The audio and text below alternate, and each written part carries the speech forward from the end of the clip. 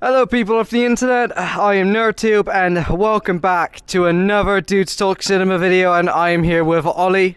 Hiya. And I am here with Cameron. Hi, David. And today we are going to be watching Disclosure Day, directed by the legendary Steven Spielberg. And as usual, we are going to be doing our before thoughts before we go into discussion and watch the movie. Take it away. Okay, now I'm going to go first. Now, I don't have many before thoughts, but I am familiar with the legendary Steven Spielberg. Because, obviously, on my Letterboxd, you will see that on my top 4 favourite films, Steven Spielberg's Schindler's List is right at the corner. It is one of my personal favourite films of all time. I recommend watching it to anyone who really wants to get into Steven Spielberg films. Now, from what I've known about this film, I saw the trailer, it looked interesting to me, and also because, like, we all love Steven Spielberg, come on. And now, from what I've known, it is supposed to be about aliens, and this woman who has some sort of relation to said aliens, played by Emily Blunt. And then there was this other dude who is carrying secrets from the government, from what I've known. I can't remember what his name is, but I know he does.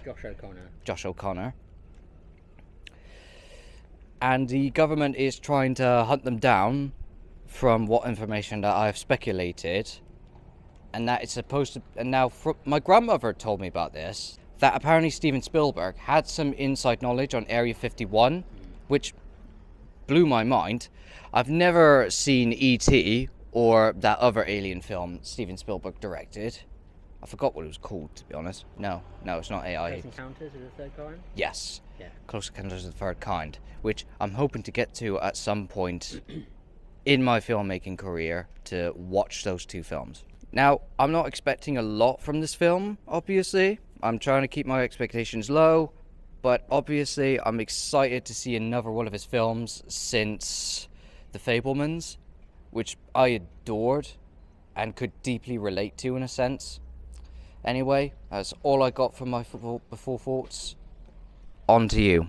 Right, so my before thoughts on Disclosure Day. Well, actually, no, I'll talk about my experience with Steven Spielberg. Of course, he is one of the most renowned, most beloved filmmakers of all time, and has such a big back catalogue of various different genres. Obviously, I'm not going to go into his whole filmography, but obviously start off with Duel, which is like this kind of car chase, in like this kind of American, out of nowhere. I can't remember where it's set, but it's quite a decent first feature film for Spielberg. I do recommend it. Then he did Sugarland Express, which was okay in my opinion. Jaws, one of my absolute favourites.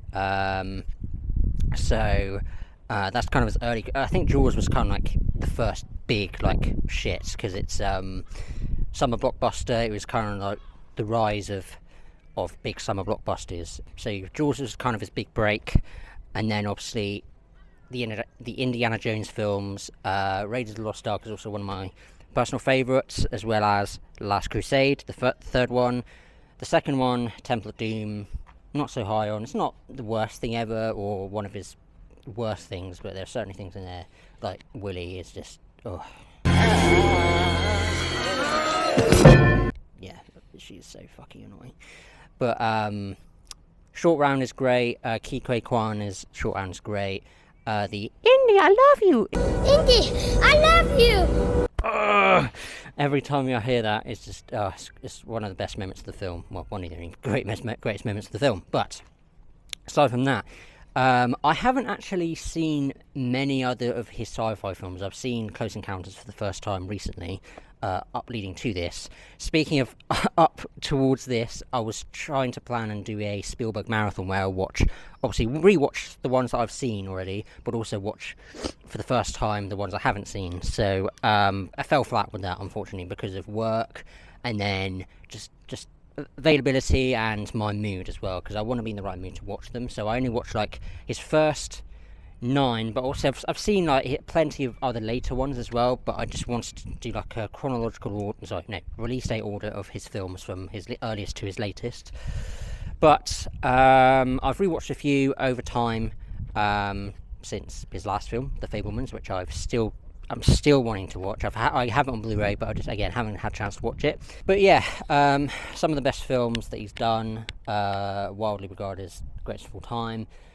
But regarding Disclosure Day, obviously this film initially, when it was kind of announced that he was doing another film, people were speculating what kind of film he was going to do. Like, is it going to be... people were thinking it was going to be like a horror film or maybe a western, because he was hinting he was going to do a western film, but apparently that's actually going to be next, I think, from what I've heard. But that very well might change. But Disclosure Day, obviously it was it was hidden for quite some time. It was hidden for quite a while, and people were like, oh, is it going to be another UFO sci-fi film with aliens? And it is. So then the poster came out, and then eventually a trailer came out, the teaser, which was a great teaser, and that's the trailer that I've seen the most of this film. And I tried to avoid every other trailer because I just, again, don't want to be disclosed of any of the stuff in the advertisement. So yeah, I'm just excited. I'm excited to check this out. It's a great cast: Emily Blunt, Josh O'Connor, and then a few others as well. I'm trying to think of the other ones. Coleman Domingo is also in there. A smattering of others. I'm trying to remember now. Oh, Colin Firth as well, great English actor. Yeah, and many more. And just the trailer that I saw mostly was great. And yeah, I just hope have a good time. I mean, I've heard mixed reviews. I'm trying to ignore them, go in with my own thoughts, all that shiz.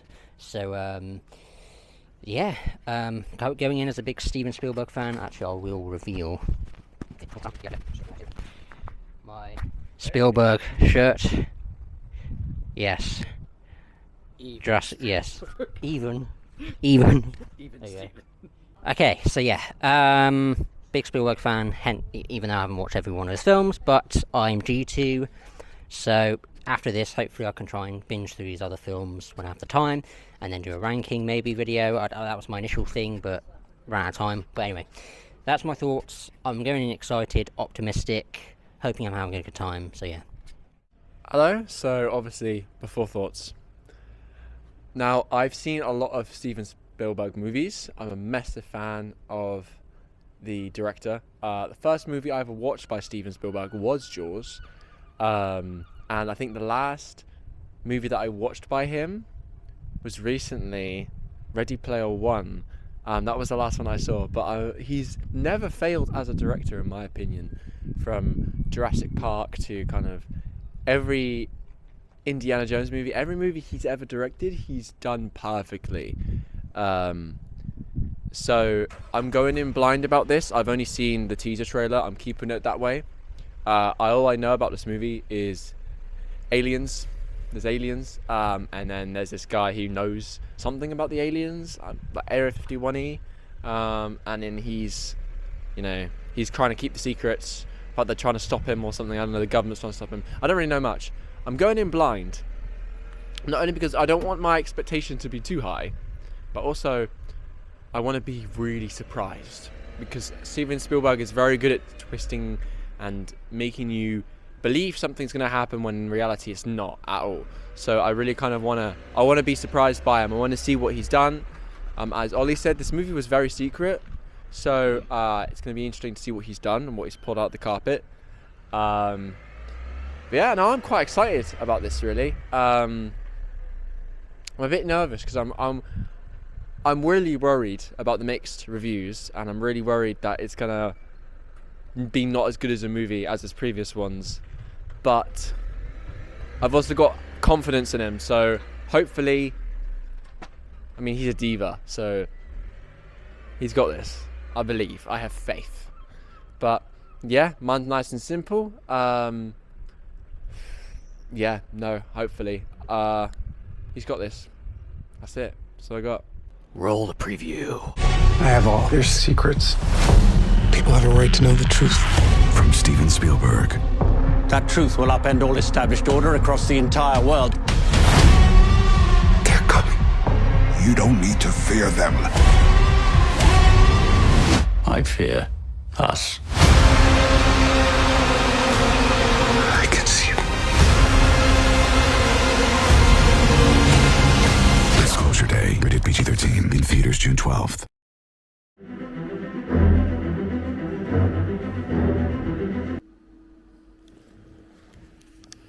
Margaret Fairchild will return in Avengers Doomsday. Okay, so we're out, and I am going to give my thoughts first. Now, on to my positives. Now, obviously, the cinematography looks stunning. It's absolutely beautiful. Whoever done it, I gotta give my praise to them. And then John Williams' score, absolutely fan-fucking-tastic, as he always does. I was a bit surprised, though, that he came to return in this one, because I thought that, like, Indiana Jones 5 was, like, going to be his last one to do the score, which I'm a bit surprised by. But then again, him and Steven have, like, worked together for years, so that part doesn't surprise me. I really liked the first 5 minutes, where it gets us to immediately question about what's going on, why is this happening, and what is this device about? Because it pulls us in. So it gives us a promise that they are going to fulfill right at the end of the film, which they technically do.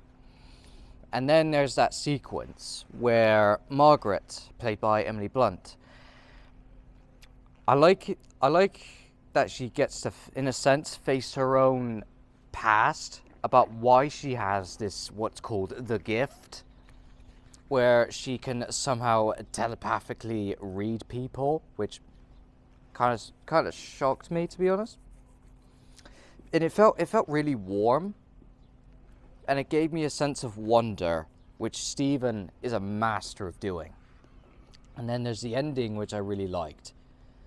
It finally fulfills its promise on what it set out to do at the very beginning of the film. Now, onto my mixed. I struggled very hard on trying to care about the characters. And the reason I say that is because sometimes I felt like they were a bit, I felt a bit apathetic in some cases. Because I don't think the film had tried hard enough for me to care enough. Although I did feel some sense of danger and some sense of worry towards them. Especially like Margaret and Daniel. I wasn't sure if I cared enough about them, and I didn't feel like the film tried hard enough for me to care. Which obviously is not the end of the world, obviously. And I wish, I think the antagonist is a bit of a problem for me, because I felt like he could have been more of a bigger threat to me. Because I feel like perhaps Noah, who is the main antagonist of the film, could have been like a secondary antagonist who becomes more redeemable. And then I think the other character was named Boyd, who was the one who, in that one scene, was trying to push Margaret's car into the train. I felt like he should have been the main antagonist and the more ruthless and merciless type of agent. And that way the film could have been a lot more attentionful and given the story a lot more weight and danger to it. And I think another mixed for me was the lens flares. There was a lot of lens flares in the film, and it really distracted me. Because sometimes when the lens flare pops up, it almost took me out the film, and that was sort of a problem for me. And the reason I say that is because when you have lens flares, it's not a problem. I mean, there was that one sequence near the end of the film where all the people had their phones out and trying to record things. That works. But when it works with any other scene, it just does not appeal to me as much, because I almost felt blinded half the time, and I couldn't even see where the characters' faces were sometimes. And now I think onto my negatives. The pacing felt so fucking slow. I almost felt bored during the film. Because, like, I think there were probably 1 or 2 times I went to the toilet just to take a piss. And I came back to see the film and I'm like, okay, what the fuck happened? And I think that would be a bit it for me, to be honest. So, now, as before my rating. Now, I know people are going to get angry at me when I say this. Be honest. I'm being honest. I'm being honest. I'm not going to be angry. I'm going to give this a 6 out of 10. Okay. I feel like that would be a reasonable score to give it. If I gave it any lower, that would be very unreasonable. I mean... Because, like, obviously, Steven Spielberg's been doing this for years. He knows what he's doing. He's a very old guy now, and I doubt he's going to stop making films. Because, like, there was obviously, like, the Critical Drinker literally said in the title of one of his videos that Steven Spielberg should stop making movies. Fuck you. Fuck you, Critical Drinker. 6 out of 10. Very reasonable score. Not a bad movie, but it is an enjoyable one because, obviously, it's a Steven Spielberg movie. What are you going to go wrong with it? Now, on to you. Okay. I don't know how long I'm going to be talking for. My thoughts, don't think there's going to be many, but I feel like somehow I'm going to be dragging this on for much longer than I need to, as I usually do. So, if I hadn't already mentioned it at the beginning in my before thoughts, I obviously said that I was aware of the mixed reviews coming out of this film. And again, I try to disregard them. I'm not saying that no negative reviews are not valid or, shouldn't be heard. It's just, you always want to go in with your own expectations, especially with something that's Steven Spielberg level. I feel like that's how I go into watching films, regardless if it's Spielberg or not, really. It's just, I want to go in with my own expectations. I want to enjoy the film, no matter what it is. And I'm very mixed on this. Like, again, the thing is, I'm really shit with these out of the cinema things. It's like, let's do this, but I'm really shit at it. It's like, I don't have much to say, but I know I have to say something, because that's why we're here. The good, or positives, should I say, something that Nerd2 brought up first, which is the cinematography. I think the cinematography is very good. I don't know if Steven Spielberg has his own DP, cinematographer, what have you, like for every one of his films, or if it's different. But this particular cinematographer, whoever you are, put it in the edit. You did a very good job. I think it does fit this film in terms of the way it's sci-fi-ness. I don't really know how to explain it, but like the tilts and stuff, the times like, oh, that's quite cool. Like with the cars and stuff, like the chase scenes are very good as well with the cinematography. There's not much to say more than that with the cinematography. The acting, I think for the most part, is good. Emily Blunt, I'll probably say she's the standout of the film, I would say. But yeah, I've seen her in multiple other things, like she's in A Quiet Place, the horror films, the 2 horror films. She was in The Fall Guy, which we reviewed when that came out. Various others as well, which, so many more. But she's great. And then we have Josh O'Connor. I've forgotten Margaret is Emily Blunt. Who's Josh O'Connor's character? Daniel. I'm sure with names, with new people.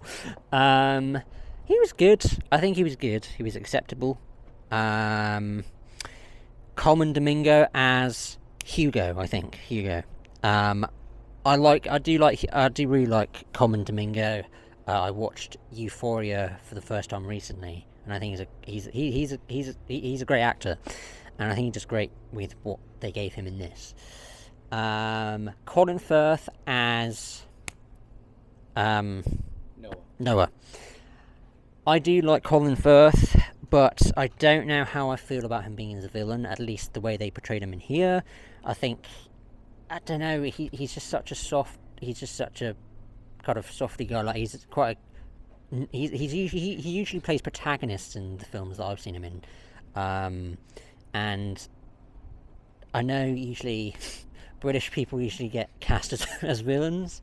So, I mean, he wasn't bad per se, but I don't know, like, he just wasn't, like Nerdtube said earlier, wasn't very threatening, or, you know, he didn't seem very intimidating, really, other than maybe, like, the moments where he kind of raises his voice or whatever, but it's just, yeah, again, he wasn't bad, he was just not, like, great, should I say. Positives, I think I might be going all over the place with my thoughts, just listing off all the things that I do and don't like. It's kind of hard when it's a film like this, so I think the film does drag on a bit, like Nerdtube also says, and yeah, I don't know how I feel about the ending. Don't really know why Noah just let them do what they did. I don't know if it was just out of surrender, like, you know, he was just give up, because what else have I have to lose, you know? I don't know, it was just a bit weird. And then they bring out, I mean, I'll put spoilers at the beginning because obviously I didn't realise we were doing spoilers, but they bring out the alien which they held captive, I think.